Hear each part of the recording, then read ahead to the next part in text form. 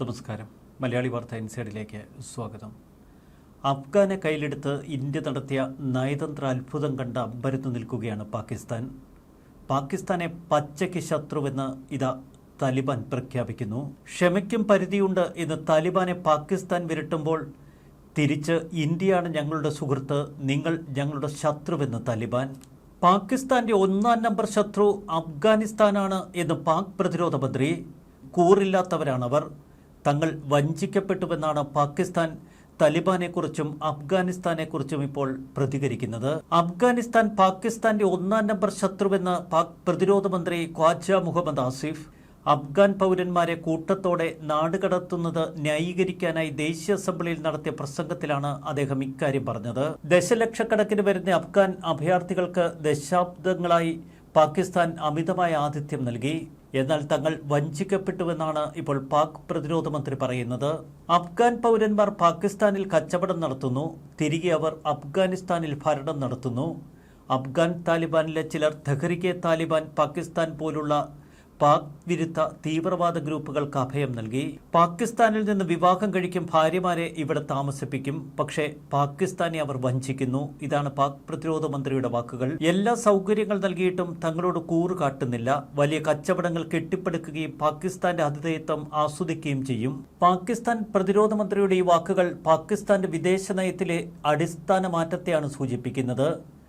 ഇന്ത്യയിലേക്ക് വന്ന അഫ്ഗാൻ വിദേശകാര്യമന്ത്രി ഇന്ത്യയെ ചേർത്ത് പിടിച്ചുകൊണ്ട് പാകിസ്ഥാനാണ് ഞങ്ങളുടെ മുഖ്യ ശത്രുവെന്ന് പ്രഖ്യാപിക്കുമ്പോൾ അടിമുടി ചൂളി നിൽക്കുന്ന പാകിസ്ഥാൻ. അതുകൊണ്ടാണിപ്പോൾ താലിബാന് നേരെ അവർ കലിപ്പ് കാട്ടുന്നത്. 40 വർഷത്തിന് ശേഷം അഫ്ഗാനിസ്ഥാനിൽ ഞങ്ങൾ സമാധാനം കൊണ്ടുവന്നു. ഞങ്ങളുടെ ക്ഷമയും ധൈര്യവും പരീക്ഷിക്കാൻ നിൽക്കരുത് എന്ന് പാകിസ്ഥാന് താലിബാന്റെ താക്കീത്. ഇന്ത്യ തങ്ങളുടെ അടുത്ത സുഹൃത്താണെന്നും ഇനിയും തീവ്രവാദം വളർത്താൻ പാകിസ്ഥാൻ ശ്രമിച്ചാൽ അനുഭവിക്കേണ്ടി വരുമെന്നും താലിബാൻ വിദേശകാര്യമന്ത്രി അമീർ ഖാൻ മുത്തഖി. ലഷ്കർ എ തോയ്ബ, ജെയ്ഷെ മുഹമ്മദ് തുടങ്ങി ഭീകര സംഘടനകൾ ദീർഘകാലമായി അഫ്ഗാൻ മണ്ണിൽ നിന്ന് പ്രവർത്തിച്ചിരുന്നു.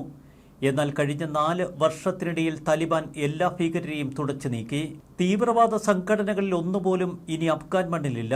1 ഇഞ്ച് ഭൂമി പോലും അവരുടെ നിയന്ത്രണത്തിലുമില്ല. 2021 ഓപ്പറേഷനിലൂടെ അഫ്ഗാൻ ആകെ മാറി.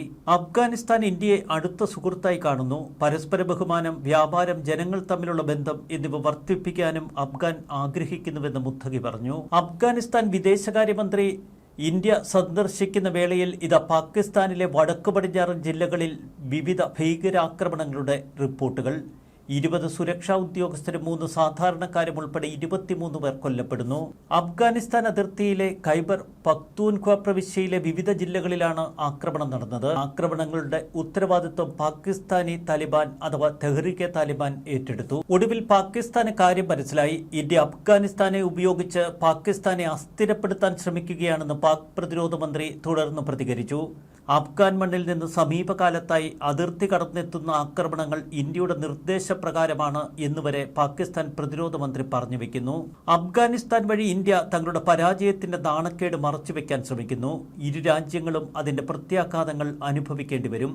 അഫ്ഗാനിസ്ഥാനോടും ഇന്ത്യയോടും തങ്ങൾക്ക് ശത്രുതയെന്ന് പാകിസ്ഥാൻ പ്രതിരോധ മന്ത്രി. ഇന്ത്യയും അഫ്ഗാനിസ്ഥാനും അതിന്റെ പ്രത്യാഘാതങ്ങൾ അനുഭവിക്കേണ്ടി വരുമെന്നാണ് ഇപ്പോൾ പാകിസ്ഥാൻ പ്രതിരോധ മന്ത്രി പറയുന്നത്. അഫ്ഗാൻ വിദേശകാര്യമന്ത്രി ഡൽഹിയിലിരുന്ന് പ്രസ്താവനകൾ നടത്തുന്നു. അദ്ദേഹം ഇന്ത്യയുടെ അനുവാദത്തോടെ മാത്രമാണോ സംസാരിക്കുക എന്നും അഫ്ഗാന്റെ കൂറുമാറ്റത്തെ പരാമർശിച്ചുകൊണ്ട് പാകിസ്ഥാൻ. മുൻ ISI മേധാവി ജനറൽ ഫൈസ് ഹമീദ് ഒരു താലിബാൻ നേതാവിന് ബുള്ളറ്റ് പ്രൂഫ് വാഹനം സമ്മാനമായി നൽകിയെന്നുവരെ ഖ്വാജ ആസിഫ് വെളിപ്പെടുത്തുന്നു. പാകിസ്ഥാനെ അസ്ഥിരപ്പെടുത്താൻ ഇന്ത്യ അഫ്ഗാനിസ്ഥാനിലെ ഭീകരവാദത്തെ പിന്തുണയ്ക്കുന്നു, ഉപയോഗപ്പെടുത്തുന്നു എന്നൊക്കെയാണ് പാകിസ്ഥാൻ പരാതിപ്പെടുന്നത്. എന്നാൽ മറുവശത്ത് അഫ്ഗാനിസ്ഥാനെ താലിബാനെ ഇന്ത്യ വിശ്വാസത്തിലെടുത്ത് ഇന്ത്യയുടെ സൗഹൃദത്തിലേക്ക് അടുപ്പിക്കുന്ന കാഴ്ച. അതുകൊണ്ട് തന്നെ പാകിസ്ഥാൻ വിറളി പിടിക്കുന്നു.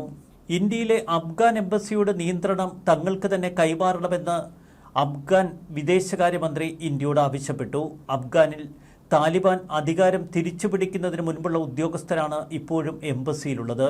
പഴയ ഭരണകൂടത്തെയാണ് ഇന്ത്യ അംഗീകരിച്ചത്. താലിബാൻ വിദേശകാര്യമന്ത്രി അമീർ ഖാൻ മുത്തഖി വിദേശകാര്യമന്ത്രി S ജയശങ്കറുമായി നടത്തിയ കൂടിക്കാഴ്ചയിൽ ഇത്തരമൊരാവശ്യമുന്നയിച്ചു. അതിനോട് അനുകൂല മനോഭാവമാണ് ഇന്ത്യ പ്രതികരണത്തിൽ നൽകിയത്. ഇസ്ലാമിക് റിപ്പബ്ലിക് ഓഫ് അഫ്ഗാനിസ്ഥാൻ എന്നാണ് അഫ്ഗാൻ എംബസിക്ക് മുന്നിൽ എഴുതിയിരിക്കുന്നത്. താലിബാൻ വന്നതിന് ശേഷം എമിറേറ്റ്സ് ഓഫ് അഫ്ഗാൻ എന്ന് പേര് മാറ്റിയിരുന്നു. പഴയ ഭരണകൂടത്തിൻ്റെ പതാകയാണ് ഇപ്പോഴും എംബസിയിലുള്ളത്. അതേ എംബസിയിൽ വെച്ച് തന്നെ വാർത്താ സമ്മേളനം നടത്തി മുത്തഖി. അഫ്ഗാനിസ്ഥാനിലെ ഇന്ത്യൻ മിഷൻ എംബസിയായി ഉയർത്താൻ ഇന്നലെ നടത്തിയ ചർച്ചയിൽ തീരുമാനമായി. വിദേശകാര്യമന്ത്രി എസ് ജയശങ്കർ ഇക്കാര്യം പ്രഖ്യാപിച്ചു. ഇനി ഇന്ത്യയും അഫ്ഗാനും അടുത്ത സുഹൃത്തുക്കൾ. ഇരു രാജ്യങ്ങളും പരസ്പരം അംഗീകരിക്കുന്നു.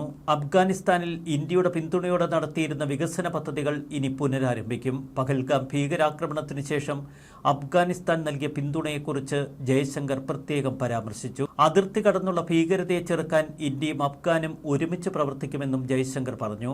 അഫ്ഗാനെ പൂർണ്ണ വിശ്വാസത്തിലെടുത്ത് പാകിസ്ഥാനെ ചുരുട്ടിക്കൂട്ടുകയാണിപ്പോൾ ഇന്ത്യ. അതുതന്നെയാണ് പാക്കിനെ വിറളി പിടിപ്പിക്കുന്നതും. ഇന്ത്യയുടെ താൽപ്പര്യങ്ങൾക്കെതിരെ അഫ്ഗാന്റെ ഭൂമി ഉപയോഗിക്കാൻ ആരെയും അനുവദിക്കില്ല എന്ന് മുത്തഖി ഉറപ്പ് നൽകി. ഇന്ത്യയും പാകിസ്ഥാനുമായി നല്ല ബന്ധം താൽപ്പര്യപ്പെടുന്നു, പക്ഷെ പാകിസ്ഥാനെ വിശ്വസിക്കാൻ കൊള്ളില്ല എന്ന് മുത്തഖി. പരസ്പരം വെല്ലുവിളിക്കുന്ന പാകിസ്ഥാനും അഫ്ഗാനിസ്ഥാനും. അതിനിടയിൽ അഫ്ഗാനെ താലിബാനെ ചേർത്ത് പിടിച്ചുകൊണ്ട് ഇന്ത്യ പാകിസ്ഥാനുള്ള മറുപടി കൊടുക്കുന്നു. വളരെ രസകരമായ കാഴ്ച. ഇതാണ് ഇന്ത്യൻ നയതന്ത്രത്തിന്റെ വിജയം. ന്യൂസ് ഡെസ്ക് മലയാളി വാർത്ത ഇൻസൈറ്റ്.